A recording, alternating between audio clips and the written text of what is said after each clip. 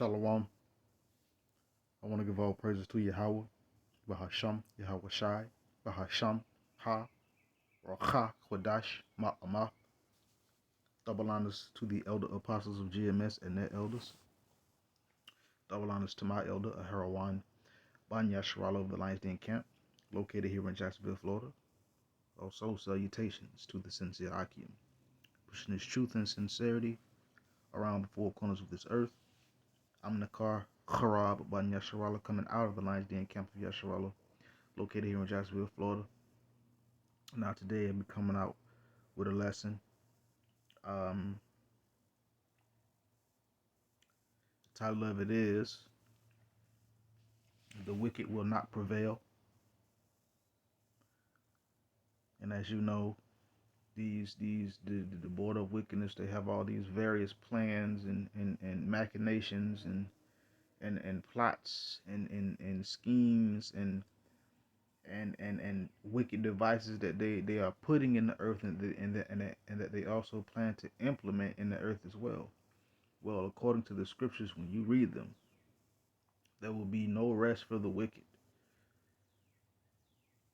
You know, meaning they will not have peace. They will not be able to achieve their goal. So without further ado, let's get right into it. This is Job chapter 18. I'm going to start at verse 5. It says, "Yea, the light of the wicked shall be put out, and the spark of his fire shall not shine." So the light of the wicked is going to be put out, and the spark of his fire shall not shine.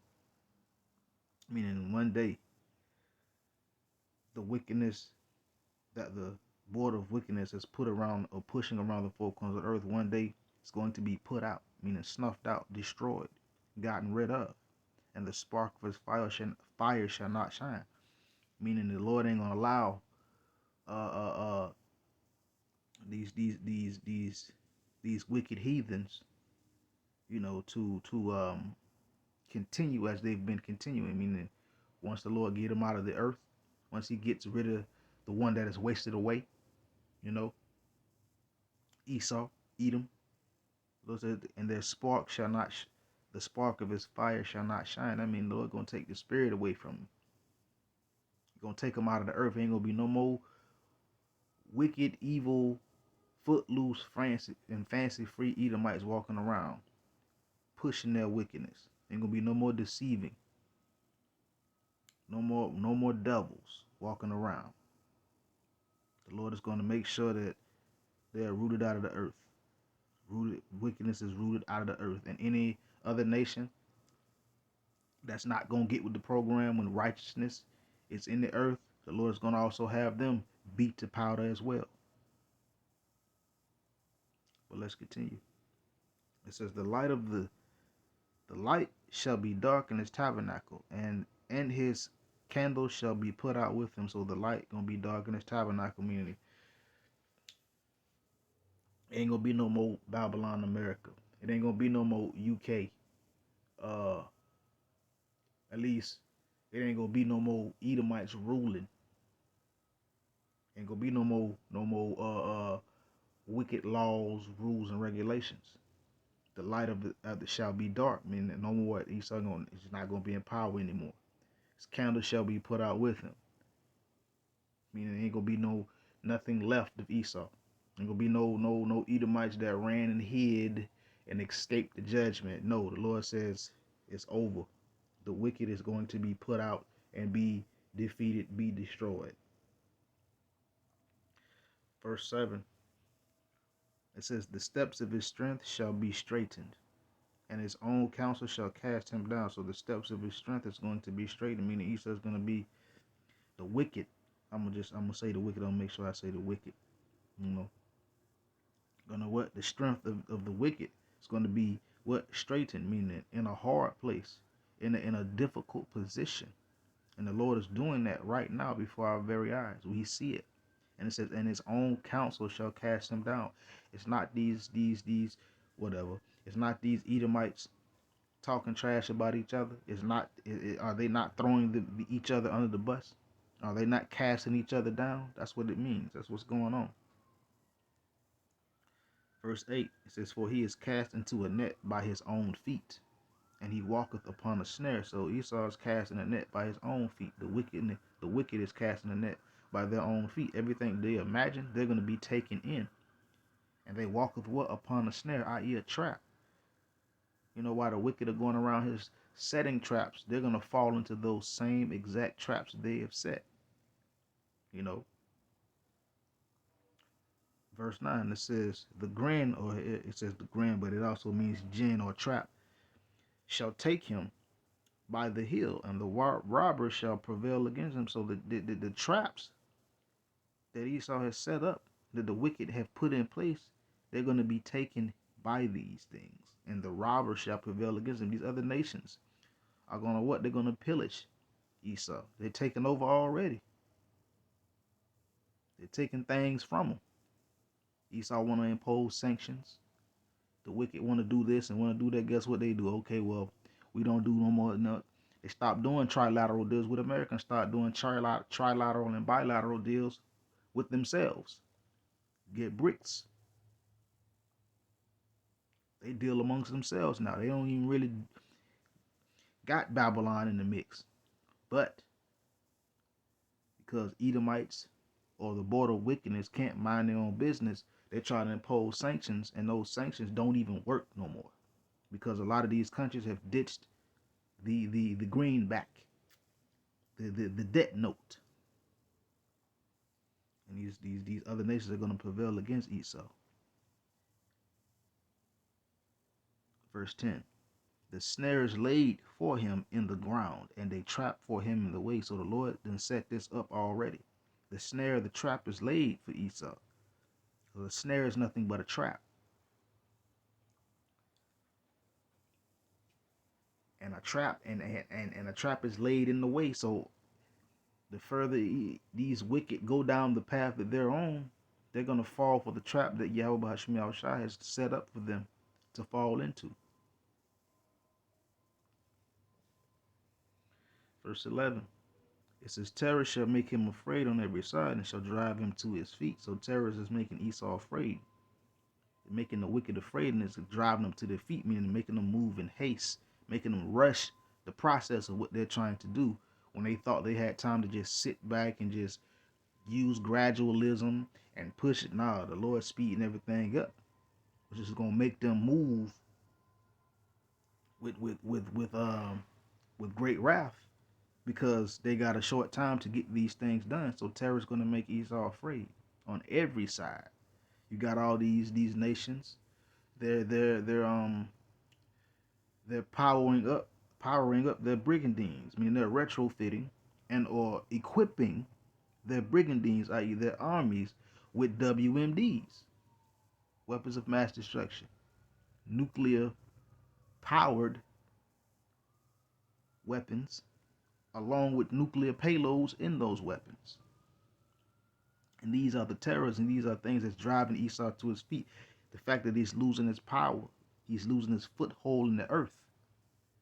That's a terror, and it's driving Esau to his feet. It's making them do all kind of tomfoolery, trying to start wars, trying to make him do it. It's making him do everything he can in his power to keep power. But this is just a slippery slope that the Lord Yahweh Hashem Yahushua has put the border of wickedness on.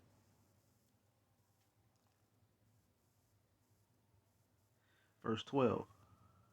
"His strength shall be hunger bitten, and destruction shall be ready at his side." So again, that strength that Esau has now, what is it had, because it has waned very much over the times here lately. It says his strength shall be hunger bitten, meaning he's not gonna have any strength.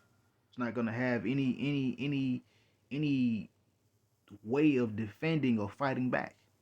Destruction shall be ready at his side, meaning when the Lord bring the complete destruction, guess what? The destruction is waiting on Esau. It's ready. Destruction gonna be on his side. I mean, Esau's not going to escape from it. You know, they building all the bunkers and stuff. They're not going to escape. They're not going to escape. No matter where they go, they're gonna try to go up into the Shemayim.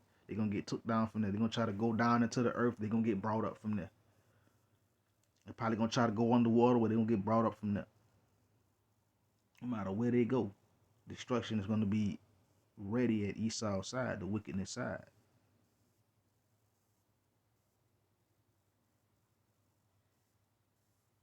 Verse 13. It said, "This shall devour the strength of his skin. Even the firstborn of death shall devour his strength." That's just flat out judgment and destruction, death, the grave.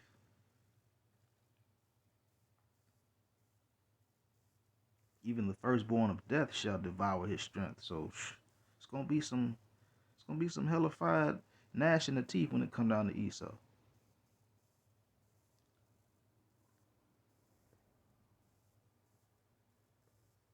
He gonna be in a difficult position.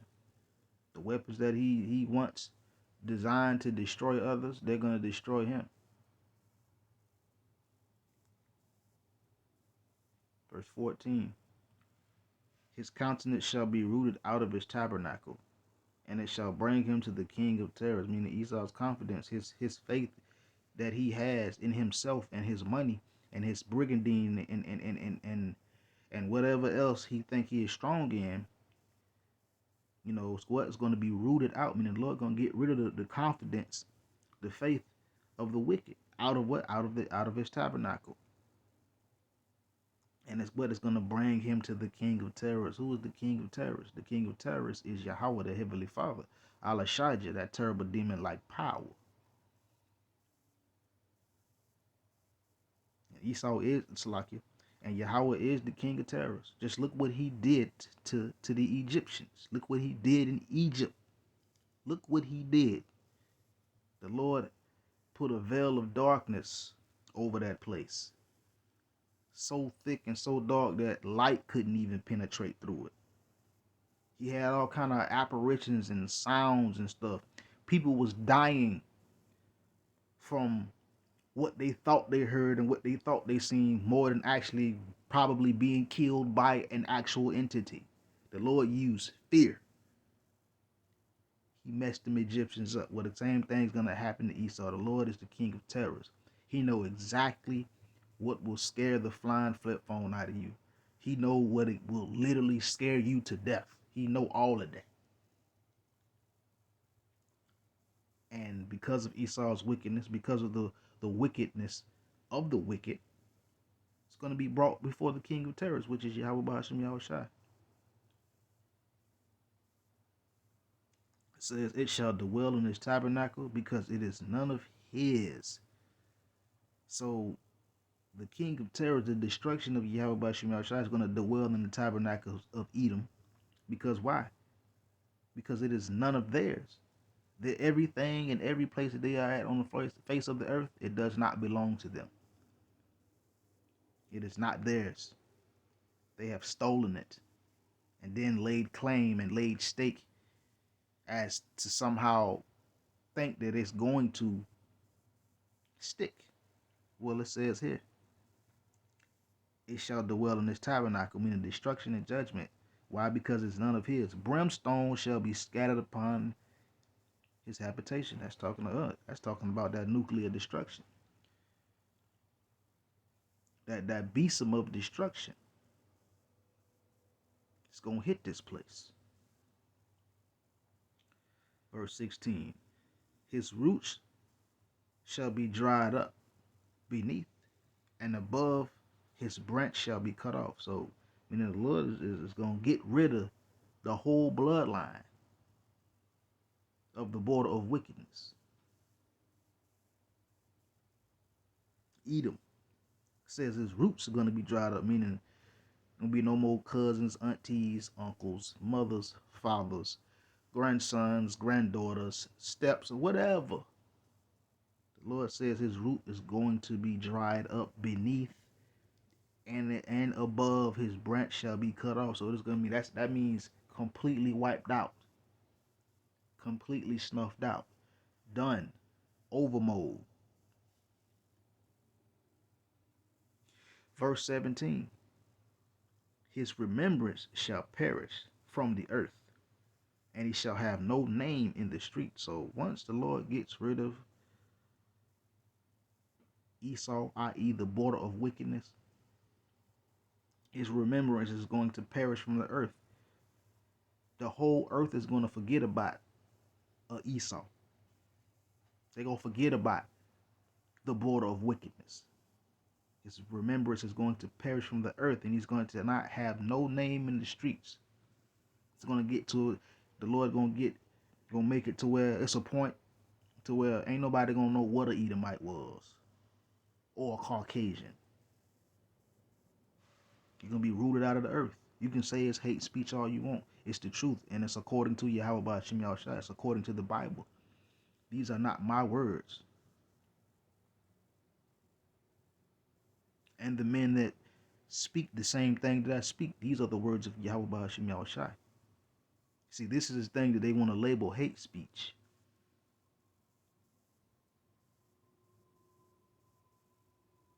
That's why you have this, I have this picture right here. Because you know that's Gad, so you know that's Jake. And who you see falling back. You see Esau falling back.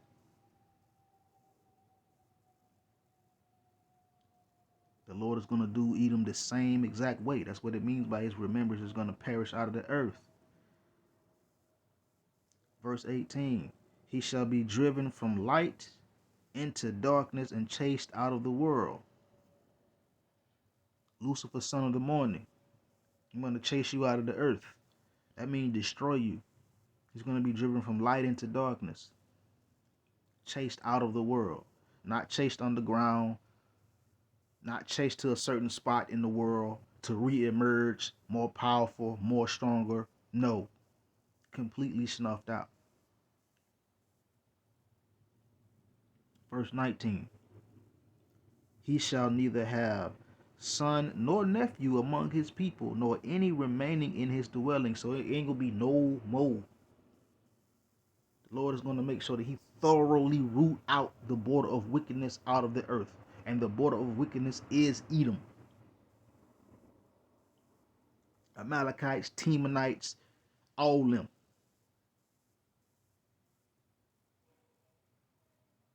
Whatever, all them. I ain't gonna keep doing too much talking on that. So he ain't finna have nobody. Ain't nobody from East Edom gonna survive. They all gonna be gone. Nor anything what remaining in his dwelling. Ain't gonna be no power structure. 20. They that come after him shall be astonished at his day, as they that went before were affrighted. So those that come into the world after this devil is gone, they're gonna be astonished. Like, really? What? For what? Really?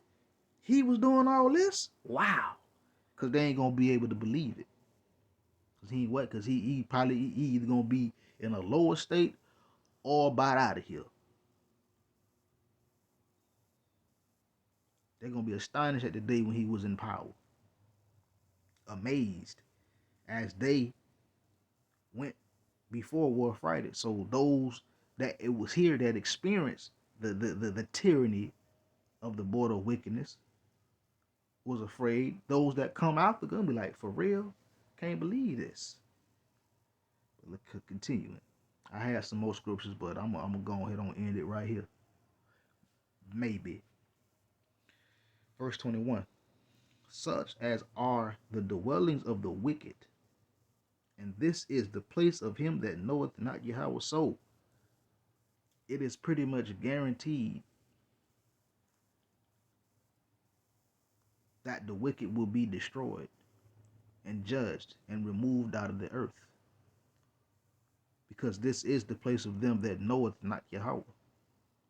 Esau don't know Yahweh. The Lord ain't even in his thoughts.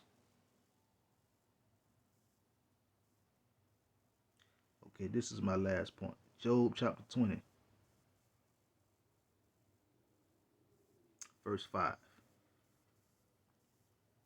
Verse 4. Knowest thou not this of old, since man was placed upon the earth, that the triumphing of the wicked is short, and the joy of the hypocrite but for a moment?